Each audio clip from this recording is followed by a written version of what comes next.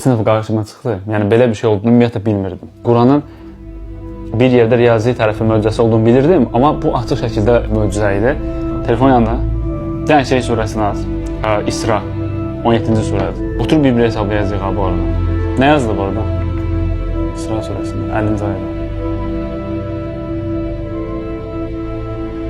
De ki, şübhəm var, istər daş olun, istər dəmir. Hə, bax, Quranda Fatihə surəsindən bu tərəfə danışılan ilk dəmirdən bəhs edilən ayə budur. Səba surəsinə get. Səba surəsində 10-cu ayə. Orada nə yazılıb?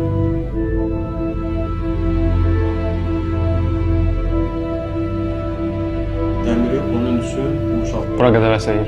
Birinci nədən danışdıq? Dəmir. Dəmirdən ilk danışılan ayət nədir? İsra surəsində keçir. Həmin o ayə ilə, İsra surəsindəki ayə ilə, bu sonra dəmirin əritmə ayəsini danışdığı, o ikisi arasındakı ayə sayını hesablayacaq. İstəyirsən, mən bir-bir deyim, sən hesabla.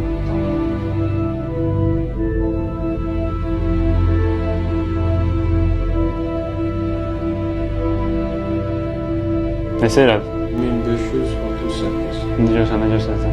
1538-dən ayə var. Dəmirin ərimə dərəcəsi də